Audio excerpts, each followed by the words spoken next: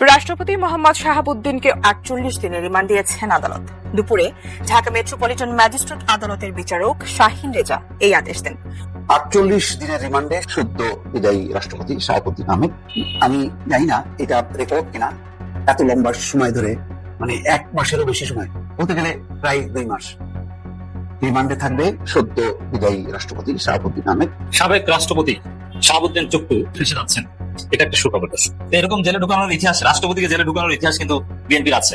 রাষ্ট্রপতি শাহাবুদ্দিন চুপ্পুর পদত্যাগের সকল কারণগুলো এবার প্রকাশ্যে এসেছে এবং রাষ্ট্রপতি তার নিজের মুখেই একটা জবানবন্দি দেয় এবং নিজের শাস্তি সে নিজেই চায়। হাসিনা পলাইছে আর তার নাগর মোদি পলাইবে না, এইটা হয় না। আমাদের জীবনে হেলিকপ্টার করে মোদিকে পলাইতে দেখা হবে, এক বেহেশতি সুখ। মোদির শাসন শেষ হবে, মোদির পতন হবে, মোদির হিন্দুত্ববাদ পরাজিত হবে। মোদির পতনের পর ভারত বাংলাদেশের সম্পর্ক নতুন করে শুরু হবে। মোদিকে ঝেঁটিয়ে বিদায় করেছে শিক্ষার্থীরা। আপনারা জানেন যে এরই মধ্যে পালিয়ে গিয়ে মোদি একটা লাইভ করেছে এবং সেখান থেকে ছাত্রদের কাছে ক্ষমা চেয়েছে। পদত্যাগ করে কোথায় গিয়েছে এবং লাইভে এসে কিভাবে ক্ষমা চেয়েছে। তার বিচার বড়ই অদ্ভুত। অহংকারের পতন ঘটতে খুব বেশি সময় লাগে না। যে সংবিধানকে তিনি নিজের সবচেয়ে বড় রক্ষা কবচ ভেবেছিলেন, সেই সংবিধানও আজ তাকে বাঁচাতে পারল না। কারণ তার বিরুদ্ধে এবার এমন এক বিশাল দুর্নীতির মামলা সামনে এসেছে যা তিনি রাষ্ট্রপতি হবার অনেক আগেই ঘটিয়েছিলেন। আর এই একটিমাত্র কারণেই তার সেই তথাকথিত আইনি চালটি আজ পুরোপুরি ভেঙে চুরমার হয়ে গেছে। ইসলামী ব্যাংকের ৮০,০০০ কোটি টাকা লুটের ভয়াবহ ঘটনায় এবার সরাসরি ফেসে গেছেন তিনি। যে কোনো সময় তার হাতে পড়তে পারে হাতকড়া। কারণ অত্যন্ত কঠোর অবস্থানে থেকে মাঠে নেমেছে দুর্নীতি দমন কমিশন বা দুদক। কিভাবে আইনের ফাঁদে পড়লেন এই দাম্ভিক সাবেক রাষ্ট্রপতি? চলুন দর্শক, এই চাঞ্চল্যকর ঘটনার বিস্তারিত জানা যাক। সাবেক রাষ্ট্রপতি শাহাবুদ্দিন চুপ্পুর সবচেয়ে বড় অহংকার ছিল তার সাংবিধানিক ইমিউনিটি বা দায়মুক্তি। সংবিধানে থাকা ওই একটি লাইন তাকে আজীবন সকল অপরাধ থেকে আইনি সুরক্ষা দিবে। কিন্তু তিনি আইনের একটি অতি গুরুত্বপূর্ণ দিক বেমালুম ভুলে গেছেন। সংবিধানের ৫১ অনুচ্ছেদ কেবল তখনই কার্যকর হয় যখন একজন রাষ্ট্রপতি তার পদে আসীন থাকার সময় বা দায়িত্ব পালনকালেই কোনো কাজ করেন। কিন্তু দুদক এবং বাংলাদেশ ফাইন্যান্সিয়াল ইন্টেলিজেন্স ইউনিট যে দুর্নীতির নিখুঁত প্রমাণ পেয়েছে, তার সময়কাল ২০১৭ সাল থেকে ২০২৩ সাল পর্যন্ত। অর্থাৎ তিনি রাষ্ট্রপতি হিসেবে শপথ নেবার আগেই এই ভয়াবহ আর্থিক অপরাধগুলো সংঘটিত করেছিলেন। আর ঠিক এই আইনি ফাঁকটির কারণেই তার সাংবিধানিক দায়মুক্তির বর্মটি পুরোপুরি অকার্যকর হয়ে গেছে। এখন তিনি আর কোন রাষ্ট্রের অভিভাবক নন, বরং একজন সাধারণ অপরাধী হিসেবেই তাকে দুর্নীতি দমন কমিশনের জেরার মুখে পড়তে হবে।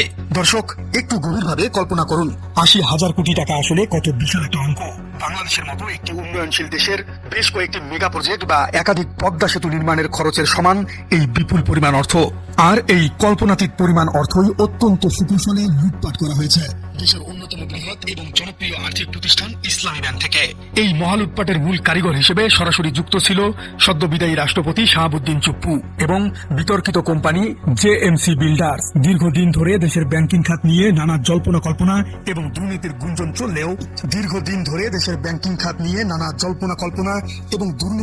চললেও এত বড় জালিয়াতির খবর আর কখনোই স্পষ্টভাবে সামনে আসেনি।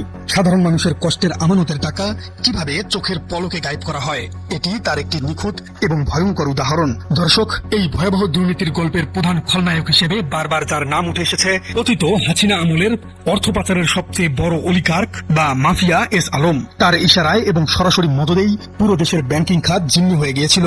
আর এই এস আলমের অন্যতম বিতর্কিত কোম্পানি হলো জেএমসি বিল্ডার্স। সবচেয়ে বিস্ফোরক ব্যাপারটি হলো এই কোম্পানির মূল মালিকানা এস আলমের হলেও এর বিপুল পরিমাণ শেয়ারের সরাসরি অধিকারী ছিলেন স্বয়ং মোহাম্মদ শাহাবুদ্দিন চুপ্পু। তিনি মূলত এস আলমের একজন অত্যন্ত বিশ্বস্ত ছায়াসঙ্গী এবং প্রতিনিধি হিসেবে এই কোম্পানিতে কাজ করতেন। জেএমসি বিল্ডার্স ছিল তাদের লুটপাটের একটি সাজানো মঞ্চ, যার আড়ালে কোটি কোটি টাকা পাচার করার বৈধতা তৈরি করা হতো। দর্শক, আপনি হয়তো ভাবছেন চুপ্পু তো শুধু একটি কোম্পানির সামান্য শেয়ার হোল্ডার ছিলেন, তাহলে তিনি কিভাবে এত বড় লুটপাটের সাথে সরাসরি অংশ নিলেন? এখানেই রয়েছে এই দুর্নীতির সবচেয়ে ভয়ঙ্কর এবং সুপরিকল্পিত দিক। এই ভুয়া কোম্পানি জেএমসি বিল্ডার্স এর প্রতিনিধি শাহাবুদ্দিন চুপ্পু ইসলামী ব্যাংকের পরিচালনা পর্ষদে বা পরিচালক পদে বসেছিলেন। পরবর্তীতে তিনি নিজের প্রভাব খাটিয়ে পদোন্নতি পেয়ে ব্যাংকটির ভাইস চেয়ারম্যানের মতো অত্যন্ত গুরুত্বপূর্ণ দায়িত্ব পালন করেন। ২০১৭ সাল থেকে ২০২৩ সাল পর্যন্ত তার সরাসরি স্বাক্ষরে এবং অনুমোদনেই ব্যাংকটি থেকে বিপুল পরিমাণ অর্থ লুট করা হয়। তিনি নিজের পদবি ব্যবহার করে এস আলম সিন্ডিকেটকে হাজার হাজার কোটি টাকা বের করে দেবার অফিসিয়াল বৈধতা দিয়েছিলেন। লুটপাটের এই কৌশলটি শুনলে যে কোনো তুখোর অর্থনীতিবিদও রীতিমতো চমকে উঠবেন। তারা জালিয়াতির মাধ্যমে ইসলামী ব্যাংকের শেয়ার কিনেছিলেন ঠিকই, কিন্তু সেই শেয়ার কেনার টাকা তারা নিজেদের পকেট থেকে এক পয়সাও দেননি। ইসলামী ব্যাংকের শেয়ার কেনার এই বিপুল পরিমাণ অর্থ তারা সরাসরি লুট করেছিলেন, আর এটি করেছিলেন এস আলমের দখলকৃত ইসলামী ধারার অপর একটি ব্যাংক অর্থাৎ ফার্স্ট সিকিউরিটি ইসলামী ব্যাংক থেকে। অর্থাৎ জনগণের এক ব্যাংকের টাকা চুরি করে তারা সম্পূর্ণ বিনামূল্যে অন্য ব্যাংকের মালিকানা কিনে নিয়েছিলেন।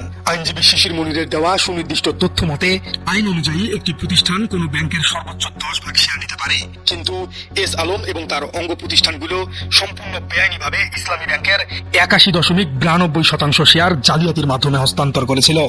সাবেক রাষ্ট্রপতি শাহাবুদ্দিন চুপ্পু সম্ভবত ফেসে যাচ্ছেন।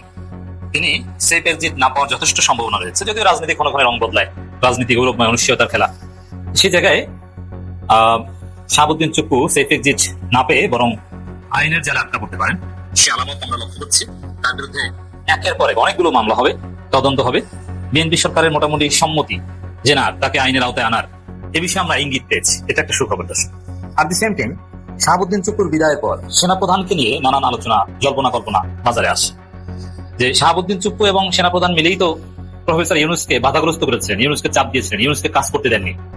এমনকি শাহাবুদ্দিন চুপ্পুর কারণে আজকের এই বিএনপির পররাষ্ট্র মন্ত্রী খলিলুর রহমান, যিনি ইউনূসের ডান হাত ছিলেন, তিনি সামরিক উপদেষ্টা ছিলেন অথবা নিরাপত্তা উপদেষ্টা ছিলেন, তিনি বর্তমান সেনাপ্রধানকে বরখাস্ত করে জেনারেল কামরুলকে সেনাপ্রধান বানাতে চেয়েছিলেন, কিন্তু সেটা পারেননি। কেন পারেননি? এই শাহাবুদ্দিন চুপ্পুর কারণে পারেননি। কারণ সেটা করতে হলে তো শাহাবুদ্দিন চুপ্পুর সিগনেচার লাগবে, আর ওদিকে ওয়াকারুজ্জামান তিনি চুপ্পুর সাথে মিলে খেলেছেন। এরকম খেলা কিন্তু হয়েছে, আর দুইজনই হাসিনা অ্যাপয়েন্টেড। আবার ওয়াকারুজ্জামান যতই ভালো হন না কেন, আমরা তাকে রেসপেক্ট করি, বাট তিনি বিক্রম মিস্ত্রির সাথে মিটিং করেছেন ইউনূসের আমলে গোপনে।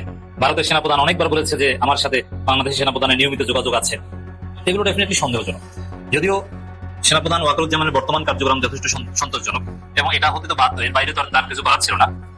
দর্শক, এই জায়গায় এই প্রশ্ন স্বাভাবিকভাবেই উঠছে, যে কারণে যে ভয়ে তড়িঘড়ি করে বিএনপি সরকার শাহাবুদ্দিন চুপ্পুকে লাথি দিয়ে সরিয়ে দিল, সেই কারণটা তো, সেই ভয়টা তো ওয়াকারুজ্জামানের ক্ষেত্রে আছে। কেন শাহাবুদ্দিন চুপ্পুকে বিএনপি তড়িঘড়ি করে পদত্যাগ করার অনেক কারণ আছে। চীন সফরের আউটকাম, অনেক কিছু আমরা বলেছি, বিএনপির ভিতরে অসন্তোষ, কিন্তু একটা কারণ আছে যে ভয়। বিএনপি সরকার বা তারেক রহমান কাটার বা কাটাযুক্ত সিংহাসনে বসে আছেন, এর মানে তিনি কমফোর্ট ফিল করছেন সিংহাসনে তারেক রহমান, কিন্তু রাষ্ট্রপতি চুপ্পু, সেনাপ্রধান ওয়াকারুজ্জামান দুইজনই হাসিনার। এটা কাটাযুক্ত সিংহাসন না তাহলে কি? এই কাটার ভয়ে মূলত এই 7 অক্টোবর বাংলাদেশে আসছেন, আপনারা জানেন, শীঘ্রই সম্ভবত 29 তারিখ ট্রাম্পের ঘনিষ্ঠ বন্ধু ও মধ্য দক্ষিণ এশিয়া বিষয়ক দূত, বিশেষ দূত ডোনাল্ড ট্রাম্পের, ভারতে নিযুক্ত রাষ্ট্রদূত। এটা একটা বিরাট ষড়যন্ত্রের আলামত, এবং চীন সফরের পর স্বাভাবিকভাবে যুক্তরাষ্ট্র এটা ভালোভাবে দেখার কথা নয়। আর সেনাবাহিনী সবসময় যেহেতু যুক্তরাষ্ট্র বলয়টা মেনটেন করে চলে, এবং যুক্তরাষ্ট্রের সাথে সম্পর্ক এটা সেনাবাহিনীর রুটি রুজির সাথে একটা সম্পর্কিত বিষয়। এই জায়গায় রাষ্ট্রপতি চুপ্পুকে দ্রুত তড়িঘড়ি করে সরানো, নইলে ছুটির দিনে পদত্যাগের কোনো নজির নেই। ছুটির দিনে কেন পদত্যাগ করতে হবে? তিনি তো আইন অনুযায়ী আরো 1 মাস বঙ্গভবনে থাকতে পারবেন, এমন না? এটাও আপনারা অনেকে জানেন। যেমন ইউনূসের বিদায়ের পর, নতুন সরকার গঠনের পরে কি প্রফেসর ইউনূস যমুনা ছেড়ে দিয়েছিলেন? না, প্রায় 1 মাস লেগেছিল। এই জন্য এরকম রাষ্ট্রপতি বা এরকম প্রধানমন্ত্রী, মন্ত্রী, এরা এদের মন্ত্রিত্ব প্রধানমন্ত্রীতে চলে গেলেই সাথে সাথে তাদের বাসভবন ছাড়তে হয় না, একটা সময় দেওয়া হয়। আর চাইলে একজনে একটা বাসা পরিবর্তন করতে পারে না, সময় দিতে। এই জন্য আইন করে সময়ের ব্যবস্থা রয়েছে। শাহাবুদ্দিন চুপ্পু চাইলে কমপক্ষে 1 মাস বঙ্গভবনে থাকতে পারেন, তার বাসা চেঞ্জ করতে কমপক্ষে 1 মাস সময় পাবেন, যদিও তিনি অতি দ্রুতই যাবেন, আমরা যেটা জানতে পেরেছি, বঙ্গভবনের বিভিন্ন সোর্স আমাদেরকে যেটা বলেছে। কিন্তু এখন পর্যন্ত স্টিল আমি যখন কথা বলছি তখন পর্যন্ত শাহাবুদ্দিন চুপ্পু বঙ্গভবনই আছে। কিন্তু শুক্রবার তাহলে কেন পদত্যাগ করাতে হলো? এবং ডাক্তার দেখানোর জন্য আমাদের অসুস্থ বৃদ্ধ মাননীয় স্পিকার মেজর হাফিজউদ্দিন আহমেদ বীর বিক্রম, তিনি থাইল্যান্ডে গেলেন, তিনি ডাক্তার না দেখিয়ে চলে আসলেন তড়িঘড়ি করে। এই তড়িঘড়িটার পিছনে একটা ভয় ডেফিনেটলি কাজ করেছে, বিএনপি ঝুঁকি নিতে চায়। তো যে ভয়টা শাহাবুদ্দিন চুপ্পুকে নিয়ে ছিল, ওই ভয়টা তো মিস্টার ওয়াকারুজ্জামানকে নিয়েও থাকার কথা। অ্যানালজি তো এটাই বলে। এখন বিএনপির জন্য একটা স্বস্তির খবর এটা যে শাহাবুদ্দিন চুপ্পু একা কিছু করতে পারতেন না, ওয়াকারুজ্জামানকে সাথে নিয়ে কিছু করার একটা সম্ভাবনা ছিল। এবং আওয়ামী লীগ প্রতিনিয়ত উস্কানি দিচ্ছে যে এই সেনাপ্রধান এই করতে পারে, সেই করতে পারে, সেনা অভ্যুত্থান করতে পারে, যুক্তরাষ্ট্র এটা করতে পারে। এগুলো আওয়ামী লীগের অপপ্রচার কিংবা গুজব কিংবা তাদের উস্কানি, এটা তো আছে। আর এর সাথে সাথে বিএনপি যে একদম ভয় পাচ্ছে না, বিষয়টা এরকম না, ভয়ও আছে তাদের মধ্যে। তবে ওই স্বস্তির খবর এটা যে বাংলাদেশে কোনো অঘটন 111 ঘটাতে হলে 2 জন লোক লাগে, রাষ্ট্রপতি এবং সেনাপ্রধান, এই 2 জনে মিলে এটা করতে পারে।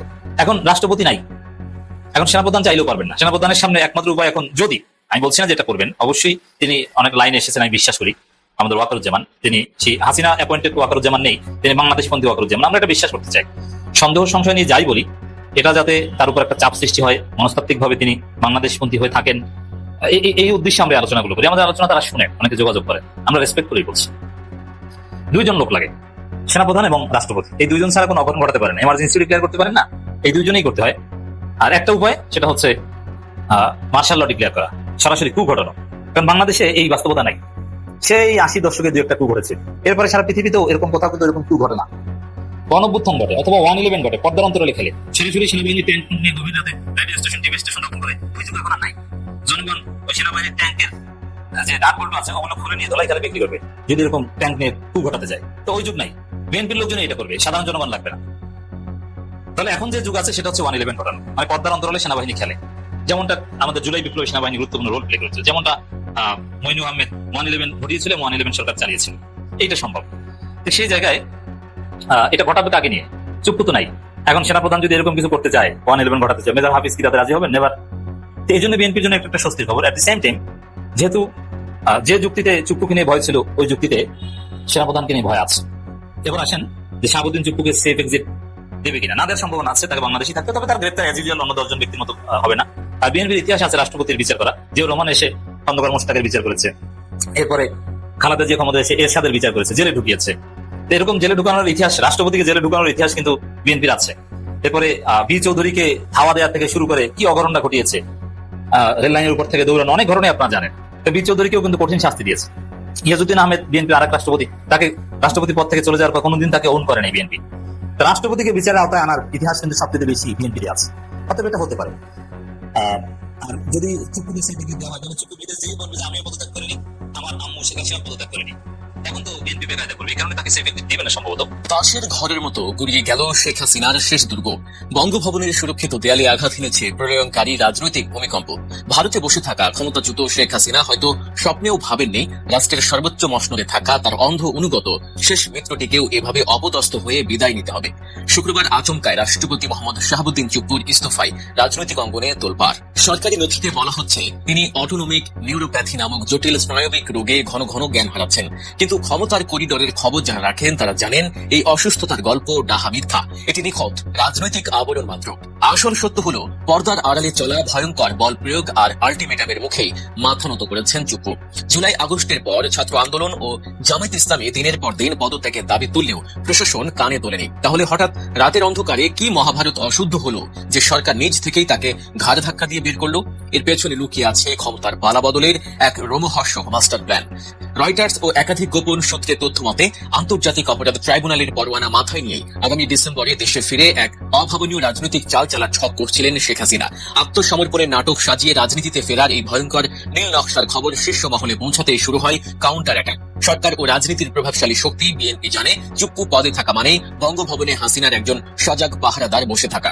সাংবিধানিক পেঁয়াজ কষে পরিস্থিতি উল্টে দেওয়ার আত্মঘাতী ঝুঁকি নিতে রাজি ছিল না প্রশাসন। তাই হাসিনা পা রাখার আগেই সব কাঁটা উপড়ে ফেলার মিশনে সোজা বার্তা পাঠানো হয় বঙ্গভবনে। চরম পত্র পেয়ে চুপ্পু বোঝেন পালানোর পথ নেই। অসুস্থতার মিথ্যা অজুহাতে নীরবে রাজকীয় চেয়ার ছাড়তে বাধ্য হন বিনা প্রতিদ্বন্দ্বিতায় মসনদে বসা এই ব্যক্তি। এর মাধ্যমে হাসিনার প্রাতিষ্ঠানিক সহায়তায় শেষ খুঁটিটিও সমূলে উৎপাটন করে প্রশাসনকে পুরোপুরি হাসিনা মুক্ত করা হলো। চুপ্পুর এই অভাবনীয় পতনের পর রাষ্ট্রের অভিভাবক শূন্য হতেই দৃশ্যপটে আসে আরেক চরম নাটকীয়তা। সংবিধানের 54 অনুচ্ছেদ অনুযায়ী রাষ্ট্রপতির অবর্তমানে জাতীয় সংসদের স্পিকারই ধরবেন রাষ্ট্রের হাল।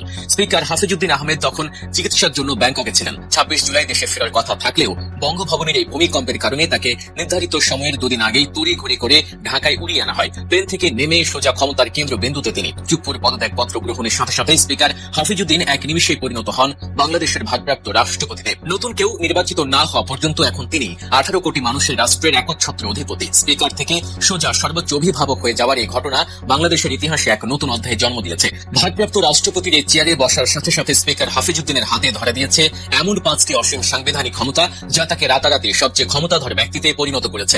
এর যে কোনো একটির প্রয়োগ দেশের চিত্র 1 সেকেন্ডে পাল্টে দিতে পারে। প্রথম মহাক্ষমতাটি হলো দেশের সশস্ত্র বাহিনীর নিরঙ্কুশ নিয়ন্ত্রণ। সংবিধানের 61 অনুচ্ছেদ অনুযায়ী তিনি এখন সেনাবাহিনী, নৌবাহিনী ও বিমান বাহিনীর সুপ্রিম কমান্ডার। প্রতিরক্ষা ব্যবস্থা, যুদ্ধ পরিস্থিতি সামাল দেয়া, জরুরি অবস্থা জারি বা সামরিক বাহিনীকে সরাসরি অ্যাকশনে যাওয়ার নির্দেশ দেওয়ার চূড়ান্ত বোতাম এখন তার আঙুলের ডগায়। তার স্বাক্ষর ছাড়া সামরিক শীর্ষ পর্যায়ে রদবদল বা কৌশলগত সিদ্ধান্ত এক কথায় অসম্ভব। জাতীয় সংকটে সামরিক বাহিনীকে দিক নির্দেশনার একমাত্র বৈধ ও চরম ক্ষমতা বলে বন্দুকের নলের চূড়ান্ত নিয়ন্ত্রণ এখন ভারপ্রাপ্ত রাষ্ট্রপতির হাতে। দ্বিতীয় যে ক্ষমতাটি তাকে মহাশক্তি দিয়েছে সেটি হলো ক্ষমা প্রদর্শনের একচ্ছত্র অধিকার। সংবিধানের 49 অনুচ্ছেদ অনুযায়ী সুপ্রিম কোর্টের আপিল বিভাগ কাউকে ফাঁসির রায় দিলেও রাষ্ট্রপতি চাইলে এক কলমের খোঁচায় দণ্ড সম্পূর্ণ মওকুফ করতে পারেন। যে কোনো সাজা স্থগিত, কমানো বা বাতিল করে আসামিকে মুক্ত করে দেওয়ার এই ভয়ঙ্কর ক্ষমতার কোনো জবাবদিহিতা নেই। এর বিরুদ্ধে আপিলের সামান্য আইনি সুযোগও নেই। দণ্ড মওকুফের ক্ষেত্রেই তিনি শেষ কথা। আক্ষরিক অর্থেই মানুষের জীবন মৃত্যুর ফয়সালা করতে পারে এই ক্ষমতা। তৃতীয় মহা ক্ষমতা হলো অধ্যাদেশ জারির মাধ্যমে দেশ চালানো। সংসদ অধিবেশনে না থাকলে চরম সংকটে রাষ্ট্রপতি সরাসরি অধ্যাদেশ জারি করতে পারেন। এটি সাধারণ কোনো কাগজ নয়, সংসদের পাশ করা আইনের মতোই সমান শক্তিশালী ও তৎক্ষণাৎ কার্যকর। রাজনৈতিক অস্থিতিশীলতা বা ক্রান্তি লগ্নে কারো তোয়াক্কা না করে জরুরি আইন জারির এই জাদুকরী ক্ষমতা এখন স্পিকার থেকে ভারপ্রাপ্ত রাষ্ট্রপতি হওয়া হাফিজউদ্দিনের পকেটে। পরিস্থিতি নিজের শক্ত মুঠোয় নিতে এই অধ্যাদেশ জারির ক্ষমতা ব্রহ্মাস্ত্রের মতো কাজ করে। চতুর্থ ক্ষমতাটি গণতান্ত্রিক রাষ্ট্র কাঠামোর সবচেয়ে বড় চাবিকাঠি, প্রধানমন্ত্রী ও মন্ত্রিসভা নিয়োগ। সংসদে সংখ্যাগরিষ্ঠ দলের নেতাকে প্রধানমন্ত্রী এবং তার পরামর্শে অন্যান্য মন্ত্রী, প্রতিমন্ত্রী ও উপমন্ত্রীদের নিয়োগ দেওয়ার পবিত্র সাংবিধানিক দায়িত্ব তার কাঁধেই। বর্তমানে বিশেষ প্রেক্ষাপটে অন্তর্বর্তীকালীন ব্যবস্থা চললেও সাংবিধানিক বাধ্যবাধকতায় সব নিয়োগের চূড়ান্ত সিলমোহর ভারপ্রাপ্ত রাষ্ট্রপতিকেই মারতে হবে। সরকার গঠনের চূড়ান্ত চাবি হাতে থাকায় তিনি এখন রাজনীতির মূল নিয়ন্ত্রক। কে মন্ত্রী হবেন বা হবেন না তার আইনি বৈধতা আসবে তারই টেবিল থেকে। পঞ্চম এবং সবচেয়ে ভয়ঙ্কর সাংবিধানিক ক্ষমতাটি হলো রাষ্ট্রের সমস্ত শীর্ষ পদে নিয়োগ এবং খোদ জাতীয় সংসদ ভেঙে দেওয়ার ক্ষমতা। দেশের পুরো প্রশাসন যন্ত্র যে গুটি কয়েক মানুষের ইশারায় ঘোরে, সেই মানুষগুলোকে নিয়োগ দেন এই রাষ্ট্রপতি। দেশের প্রধান বিচারপতি থেকে শুরু করে সুপ্রিম কোর্টের আপিল ও হাইকোর্ট বিভাগের অন্যান্য সব বিচারপতি, নির্বাচন কমিশনের সর্বময় কর্তা প্রধান নির্বাচন কমিশনার ও অন্যান্য কমিশনার, সরকারি কর্ম কমিশন বা পিএসসি চেয়ারম্যান এবং মহা হিসাব নিরীক্ষক ও নিয়ন্ত্রক, এই প্রতিটি ক্ষমতা চেয়ারে বসার জন্য রাষ্ট্রপতির চূড়ান্ত স্বাক্ষর